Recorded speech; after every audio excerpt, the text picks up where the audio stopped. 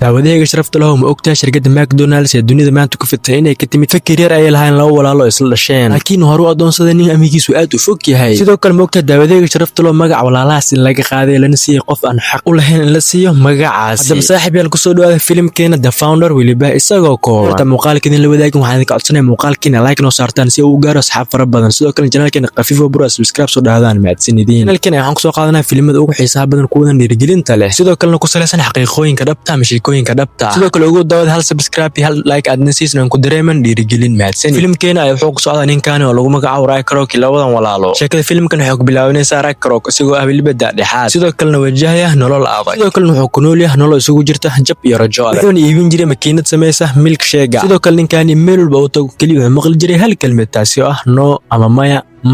maya Ray waa nin aan caadi ahayn oo caqli badan markuu arko hal alaab oo xiran wuxuu u maleynayaa haddana 10 kale oo furan inay jiraan balse isaga nasiibkiisa weli aanan furmin ilaa maalin maalmaha kamid ah uu ka arko dalab isagaba ka yaabiya kaasoo ah 10 makiinad oo milkshake sameynaysa oo laga soo dalbaday taasoo laga soo dalbaday kaliya hal maqaayad Ray ayaa meel fadhiisanaya weliba isagoo fikiraya oo isdhahaya hal maqaayad oo kaliya sidee looga baahan karaa 10 makiinadani ah isagoo yaabaan uu gaarigiisa ka xeesanaya wuxuu safraya magaalada San Bernardino markuu halkaas gaar ayuu wuxuu arkaya wax xitaa aysan rumaysan karin indhihiisa daawadaha ilaawin muuqaalka in like noo saarto si uu gaaro asxaab fara badan mahadsanid isagoo arkay maqaayad yar oo ku taala meel banaan ah dad far badan ay saf ugu jiraan maqaayadaasi cuntadeeda laakiin mid uu la siiyaa ayaa waxay tahay dadkaas sida ugu dhaqsiyaha badan loogu adeegaya hamburgerka iyo cunto walba dadka la siilaa daqiiqad gudaheeda baa diyaarun la yaabaa midaas ayaa markaan wuxuu arkaa nidaam ultra fast ah oo ku cusub dalka Mareykanka si lagu sameeyo cuntooyinka ugu magac loo yaqaan waa McDonald's ayna isla markiiba soo dhaqaaqay waxaan soo dhaweynayaa laba nin oo dadaal badan laguna kala magacaabo Dick McDonald oo ah maskaxda farsamada iyo Mac MC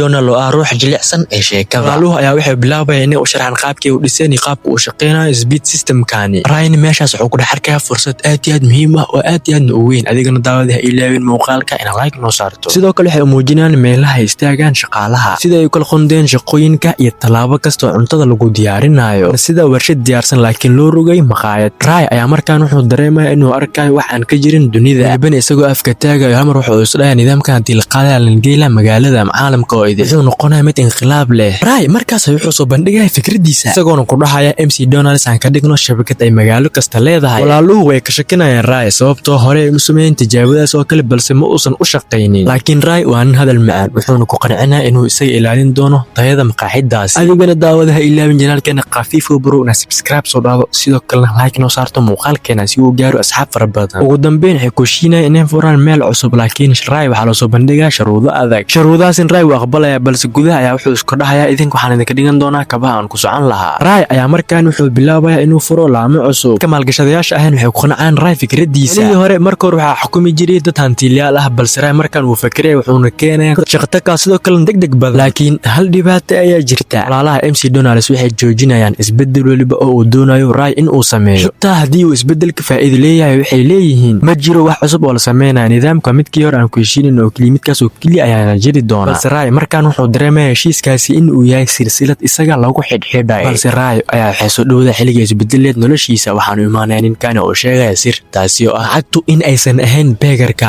ee lacagtu ay ku jirto dhulka meesha lagu dhisayo hadalkan uu ninkan ku dhahayo wuxuu iftiiminayaa maskaxda Ray kaasi Ray wuxuu aasaasayaa company cusub taasi oo dhisaya dhulka franchiseada dhulka lagu dhisay maqaaxidaha fast food-ka ah food liban waxa dhulka ka kareenaya midona Ray wuxuu helayaa lacag joogto ah awoodda ugu badanna waxay u wareeganaysaa gacmihiisa waxa la yiraahdaa Daryl MC Donald Power hadaba adigana daawada ha ilaawin muuqaalka ina like inoo saarto Ray lacagta markay iska daba timaado wuxuu noqonayaa qof aan la joojin karin lana xakameyn karin markaan Ray wuxuu ka madax banaan yahay walaalihi ayaa markaan ku laabanaya maqaaxidoodii hor welibana ayagoo yaaban ayaa markaan wuxuu bilaabayaa magac inuu bedelo sidoo kalena uu sameeyo shuruudo cusub sidoo kalena uu gacanta ka saaro magacooda walaalaha ay waxay bilaabayaan Ray inay u fahmaan qaab xun Rayna markaan ma ahan qof la xakameyn karo ama qof la celin karo ugu dambeyn waxa la gaaray waqtigii xisaabta MC Donald waxay doonayaan Ray inuu xishmeeyo heshiiskii hore Rayna wuxuu doonayaa gabi ahaanba in uu yeesho ayaga magacooda ugu dambeyn Ray labada walaalo wuxuu soo bandhigayaa lacag wilibana isagoo dhahaya waxaan idin siinayaa $2.7 milyan si aad u bixisaan magaca MC Donald $2.7 milyan waqtigaas waxay aad lacag aad u fara badan wada walaalna ku farxay helida lacagtaas helayaan balse maanta marka la fiiriyo qiimahan iskuma dhigmaan walaalahan sidaas ay lacagtu ku qaadanayaan heshiiskan wuxuu noqonayaa mid gacan oo kaliya sanad walba dadkaas lacag in la siiyo ayaa loo qoondeynaya Ryan wuu ogolaanaya balse wiligiisa xataa isku maday inuu bixiyo lacagtaasi taasi oo ka dhigtay walaalaha in ay lumiyaan $1,000,000 sanado kadib mar kale adigana daawadaha ilaa muuqaalka ahna like noo saarto sheekada ama qisada filimka waxay ku dhamaanaysaa shirkadda McDonald's Ray oo noqonaya milkiilaheeda dhabta ah dadkoo idil ay aqoonsanayaan isaga inuu yahay aasaasaha sidoo kale magacaasi inuu isaga leeyahay ay dadkoo idil aqoonsanayaan xitaa waxa laga yaabaa dadka qaar inay ku jiraan inay aqoonsanayaan ninkaas inuu yahay aasaasaha shirkadaasi xitaa waxa laga yaabaa daawada adiga muuqaalkan daawanaya ninkan inuu tuhaysato inuu yahay ninka aasaasaha shirkadaasi walaalaha sidii dhabta u abuuray shirkadaasi waxay noqdeen dad iska caadi ah xataa magacooda u adeegsan karin maqaaxid kale inay abuurtaan hadaba daawadee haddii aad ku jirto dadka xiiseeya filimada dhiirigelinta leh dhabtan ka hadlaya sidoo kale nolosha xaqiiqda ka hadlaysa channelkan waa channelkaaga isdhaafin subscribe garayso sidoo kale meel gaar ah inaad ku qarsataa dalabkiina kaliya inoo soo sheegta anagana waxaan diyaarinahay mar walba inaan soo gudbin filimada nooca ugu jeceshiin qisooyinkooda iyo sheekooyinkoodaba casharada ugu badan ee aan ka baranayna filimkan The Founder ayaa waxay tahay qofka mar walba ma gaarsiiyo guul fikirka wanaagsan sidoo kale fikirka iyo xeelada ganacsi in ay si weyn ugu muhiimsan yihiin hal abuurka sidoo kalena in ganacsiga uu yahay mararka qaar dagaal aan cadaalad lahayn iyo inaysan wanaagsaneyn heshiiska kaliya gacan qaadka yacni gacanta oo kaliya la isku salaamayo yaa tumaleysay in McDonald ay ku dhalatay fikrad oo kaliya hadwaad ogaatay Soomahan sheekada inay ka qaraar tahay beegarkan cusbada lahayn tanina waa sheekada Ray Kroc ninka dunida u sheegay inuu yahay founderka McDonald inkasta oo magac ka qaatay kuwii sameeyay nidaamka ilaabin saaxiib muuqaalkana like noo saarto sidoo kalena channelkeena subscribe soo dhacdo mahadsanid